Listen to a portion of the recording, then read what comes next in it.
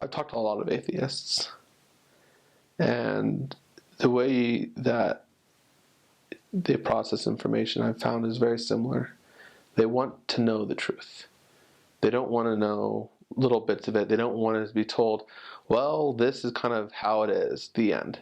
And because of that, they were turned off from religion. You actually have that the wrong way round. That is one of the many reasons as to why people are religious. They want easy answers. They don't understand that the current limitations of science are not good reason to simply fabricate answers to many questions, such as the origins of the universe. Science is the one that goes, we don't know everything. Yet what we can observe is this chain of naturalistic events with no apparent supernatural agency. But we're still looking. Many theists see this as reason to assert, therefore God.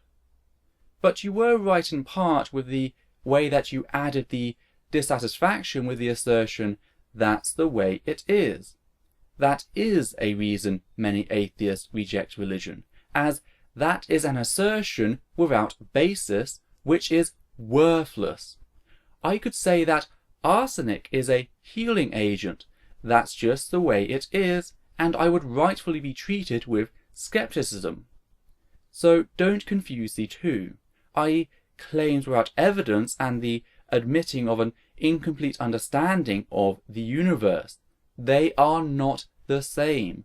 Rather, they are polar opposites.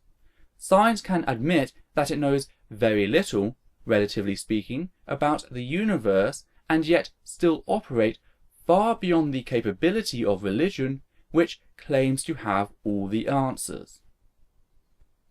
They asked the whys, and they were told that there's no answers.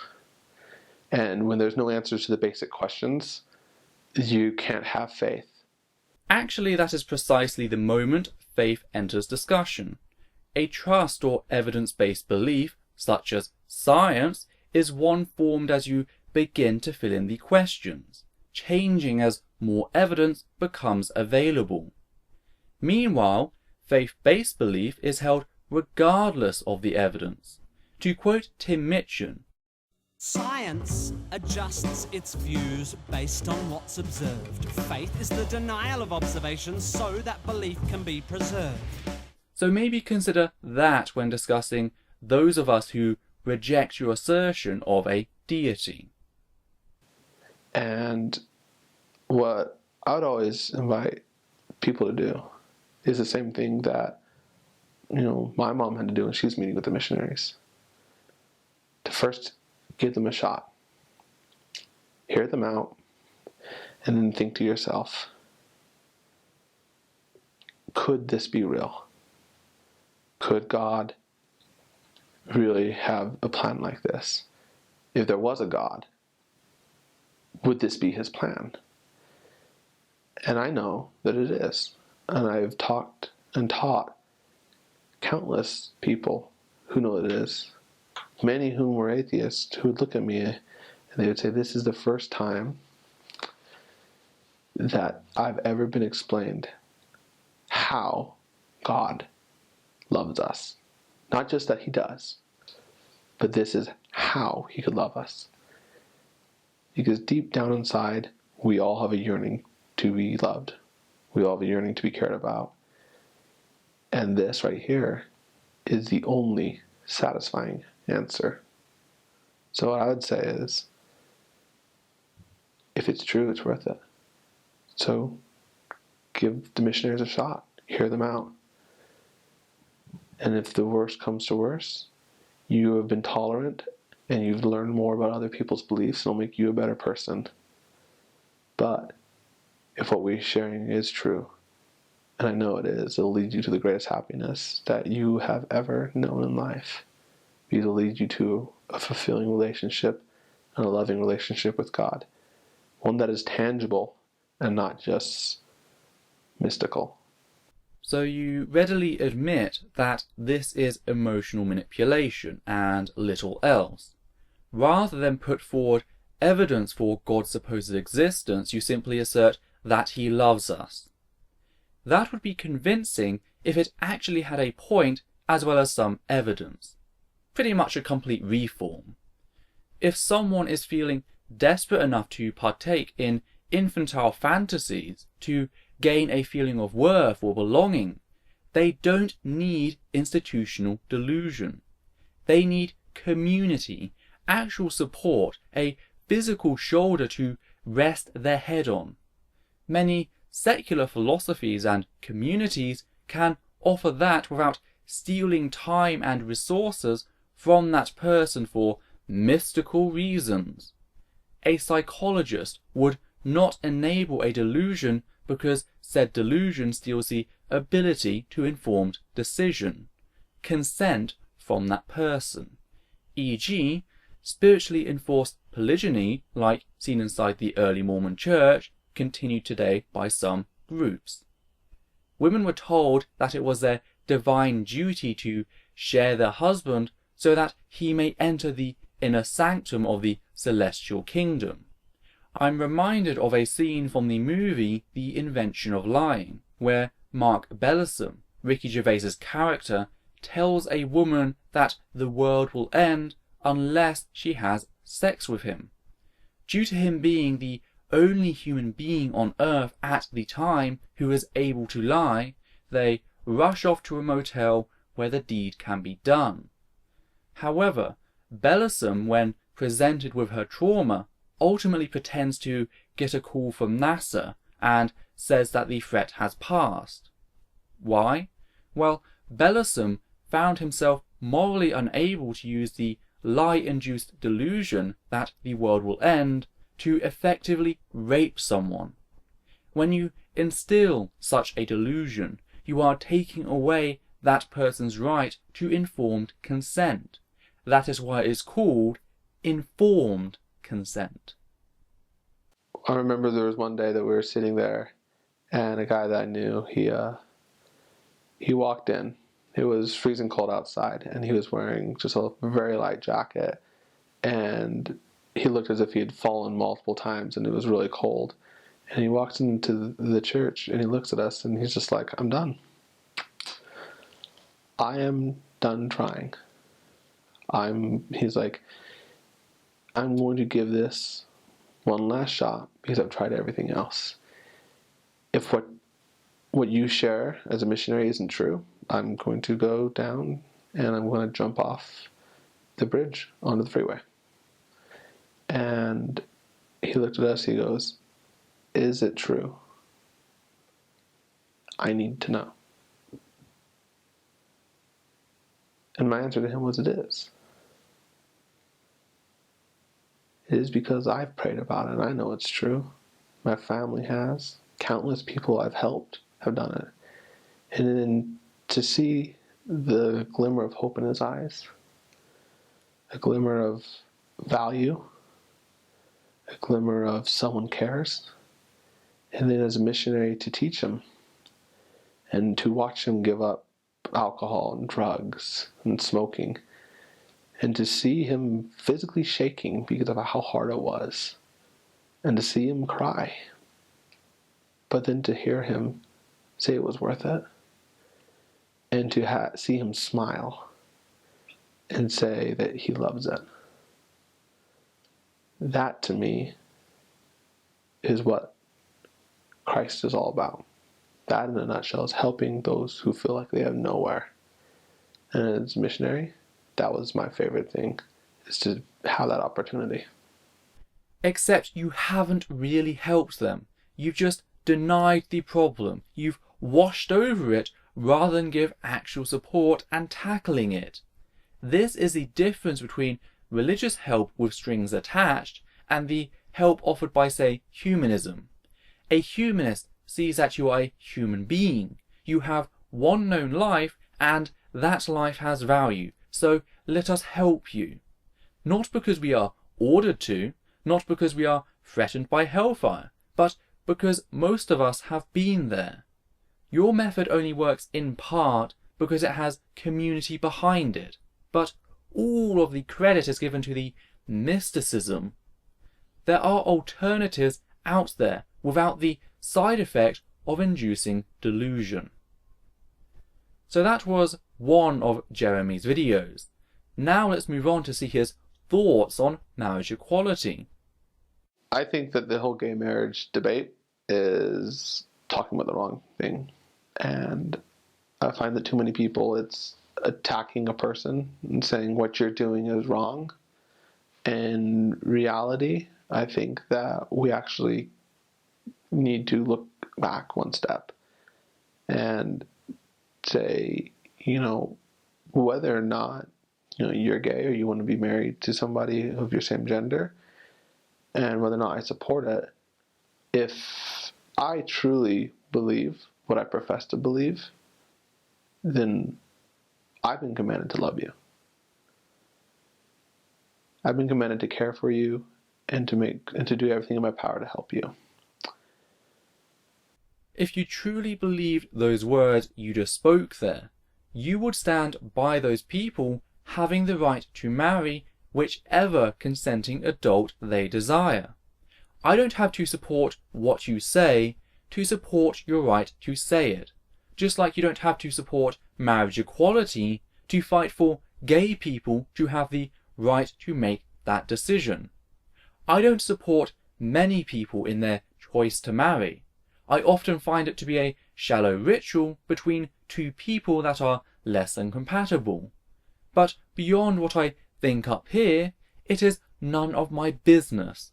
At most I may talk to them individually and register my concerns, but I would never go out of my way to ban the decision of two or more consenting adults when it came round to it. Informed consent and liberty is key.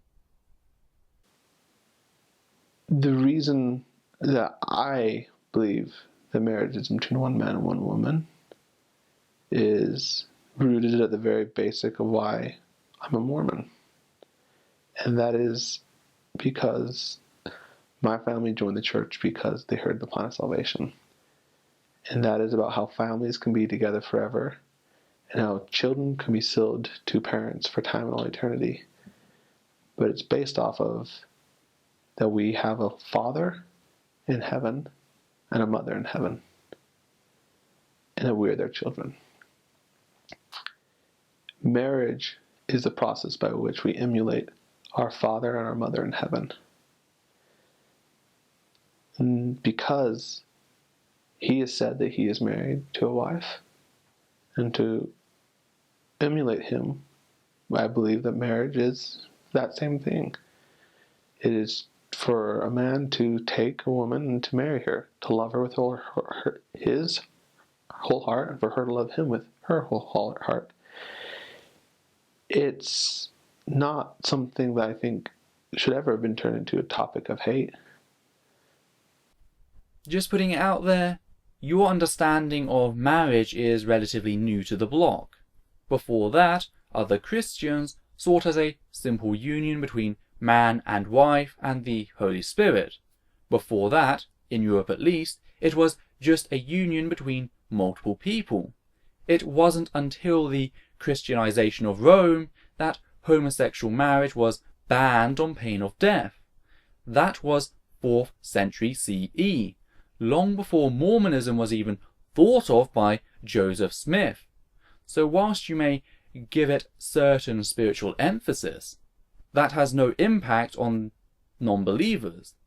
Therefore, you should stick to your words and campaign for marriage equality in all those nations you visit throughout your missionary work. I don't think you will, but that's the honest path by what you declared. Whether or not you believe in gay marriage doesn't affect whether or not I care about you. And I have a lot of friends who are gay, and they have been treated wrong. And I'm not going to deny that. By members of my church, by members of other churches, they have been treated very wrong. They have been treated as if they aren't the son or daughter of our heavenly parents. And if ever in the process of defending God, we offend him by being rude to his children and being mean to them, I don't understand it. I think you need to step back and look at it. We believe the marriage is one man and one woman. we believe that marriage can be eternal. That is why we protect it. We believe it is a sacred opportunity to have children that not just will be your family for this time, but for all of eternity. So what about those who cannot bear children, i.e. the infertile? Should they be barred from marriage if that is the ultimate purpose? By your own argument, they should be. Also, I just wanted to know, what if a child is abused, taken away from their biological parents and then adopted by a gay couple?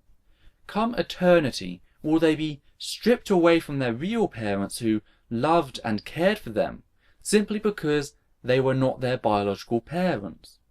Will they be made to spend eternity alone, or even worse, with the very people who abused them if they then prayed for forgiveness as a member of the Latter-day Saints? There are so many ethical problems with what you are presenting as the sacred state of marriage. These issues beg addressing as they are not a small matter. We are discussing supposed eternity here. The question was always asked, but I love this person, and I want to be with them.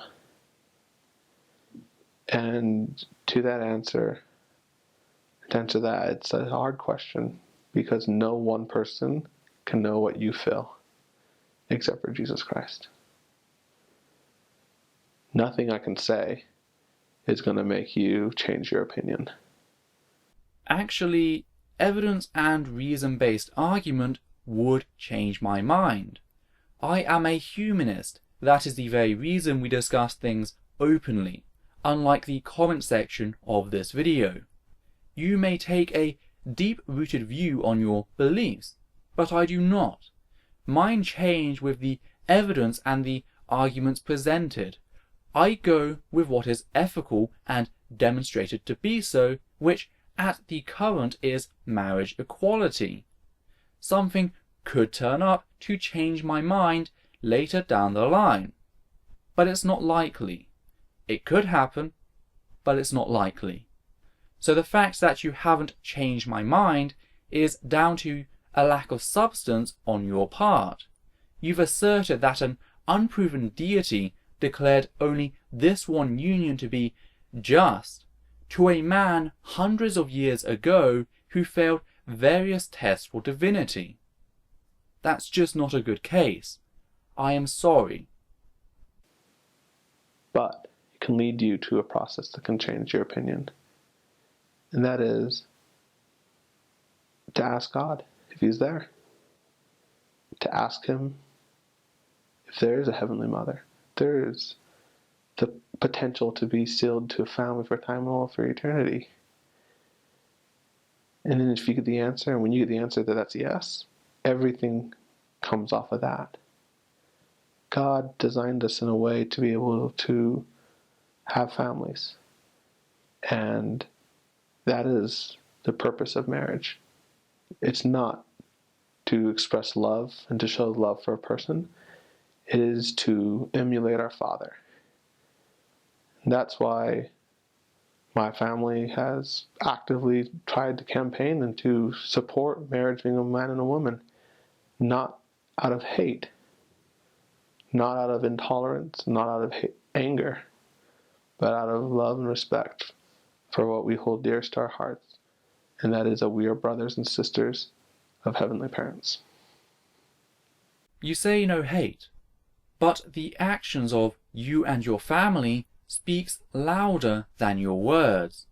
It is bigotry, no beating about the bush, to deny two consenting adults the right to do something which in no way harms or even really affects anyone else, is unjustified and thus must be rooted in some greater prejudice against who they are. If you cannot defend said prejudice, then that is an unjustified prejudice, i.e. the very basis of an irrational hatred, fear and disgust, aka a phobia. In this particular instance, homophobia. To deny someone their rights is hatred. It is an act of legal violence as you cause that individual undue harm.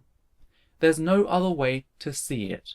I am sorry, you just don't know what love actually means. I think the reason it's such a touchy topic is because a lot of people act hypocritical in it, and we don't like that, and we get mad about that, and so then we look for someone to focus our anger at. Instead of looking at it and saying, they are struggling with the temptation. Whether or not they know they're struggling with that temptation, they're struggling with the temptation. We should treat them the same way as anyone else. We should love them and care about them. Hold on, Jeremy.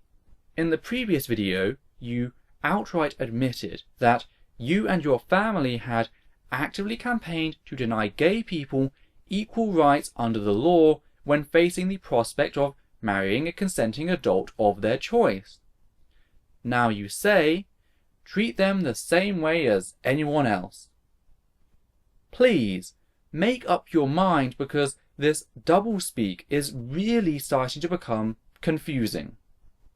I mean, if you had someone come up to you who's an alcoholic and says, hey, I'm an alcoholic and I don't want to quit, do you say, oh, well, then you can go to hell? No, you love them. You try to help them. Do whatever you can to make sure they know they're valued and to make sure that there is a life outside of that. And if they come to you and they say, I want to quit, I'm struggling with it, you look at them and you tell them that, this is something you can overcome. People have done it before. You can do this, and that you are bigger than this, and that we're going to be there for you. The fact is that the consensual relationship between two adults is not comparable to substance abuse. That's regardless of whether the relationship is homosexual or heterosexual. To pathologize one would be to instantly pathologize the other. What's more is that you cannot simply stop people being gay. That is a fact that science has demonstrated time and time again. All supposed gay conversion therapy actually does is break people.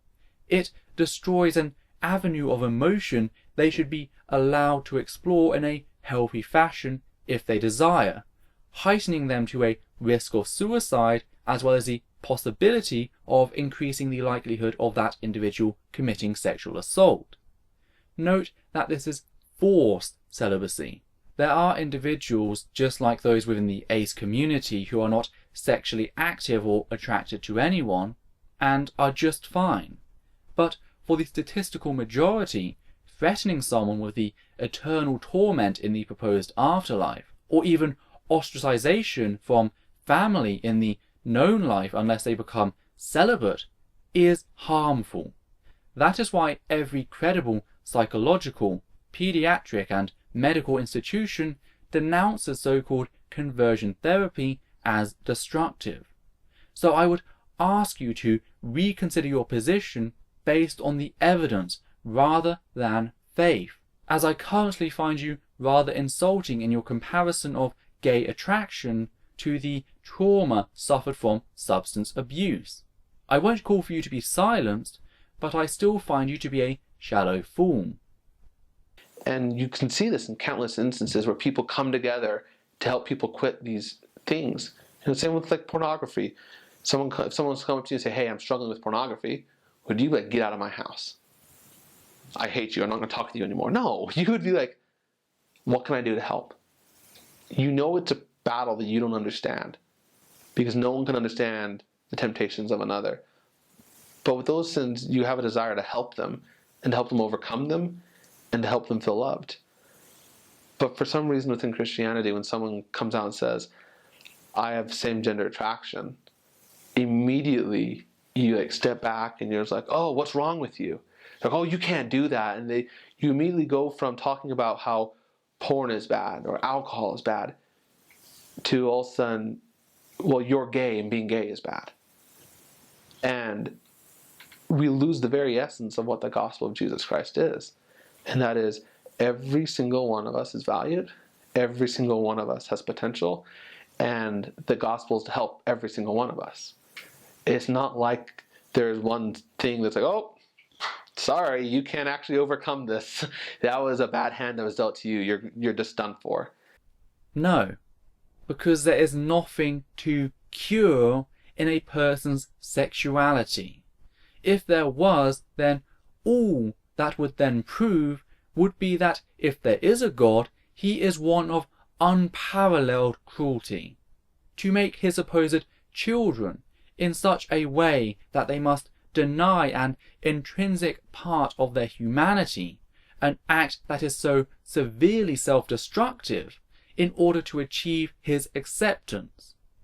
That is sadistic, and if that is the case, then God is certainly not a creature worth worshipping.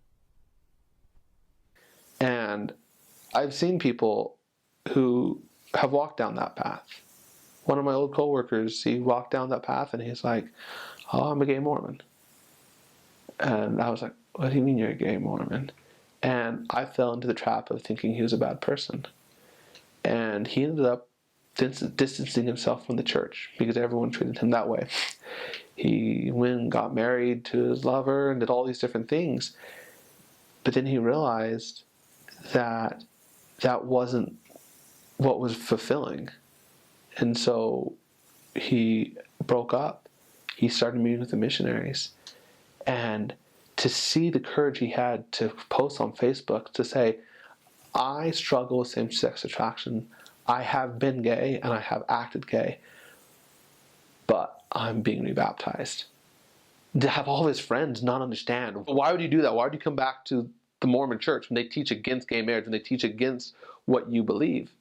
And his reply was that they don't teach against what he believes, and that he had walked that path and that it was empty, and that he longed for the relationship with Jesus Christ. He had with his family and his friends, who, you just acknowledged through yourself, ostracized him. He was forced between his innate family and the freedom to find his own family. And personally, I feel from what little I've heard that he made the wrong choice. Maybe his first relationship turned sour, and he felt because of the way his background had treated him that he'd made the wrong choice. You instilled doubt. It was a self-fulfilling prophecy, and I'm so damn impressed by that. The thought of searching for love on our own is scary to anybody, let alone someone who sacrificed so much for that freedom. Well done. You broke a human being with your inhumanity. I hope that fills you with pride on what should be sleepless nights. And to see him now being able to openly talk about it, he doesn't say things like, "Oh, I'm gay," or "I have a boyfriend." He talks about it saying, "I struggle with this sin." We all struggle with sins. And the power of the gospel is when, as a church, we come together to help others overcome their sins. And we realize that it's not something we can do for them, but something that comes as they grow closer to Christ. And I think that if we focused on that aspect in all these people who struggle with addictions, it would change the way that people are feeling in the church, in all the churches, in all Christian churches. If we would focus on helping them come closer to Christ, they would feel loved, and they would learn what true love is, and they have a desire to be more like Jesus Christ. But instead, they feel shunned, they feel hurt, and they feel anger. And if I felt anger and shunned and hurt, I wouldn't go to church. I mean, who would want to go to a church where you don't feel the Savior? And that's why a lot of gay people leave the church. And that's how we can fix it, is by helping them to feel the Savior's love. Don't talk to me about love. That word means nothing to you. You've repeated it so often around someone you've never met, felt or sensed, that it's lost all impact. You don't know the experiences of gay or bisexual people. You don't know what makes them leave. Hell, as you displayed in the first video, you don't know what makes anyone leave. Try the fact that your religion stands in direct denial of reality. If I don't see any truth in your religion, That, to me, is going to be the strongest force keeping me away. The rest of that stuff just makes me despise your religion even more as you talk about breaking people as if it was some bloody achievement. That's sick. Now, you may be offended by that. Great. I'd rather you face me sincerely as opposed to you facing me with your double talk of loving people, only to then go on to discuss breaking them and withholding their rights in the next sentence. I can't respect that. I won't. You're a human being evolved over billions of years. It's time you start acting like it.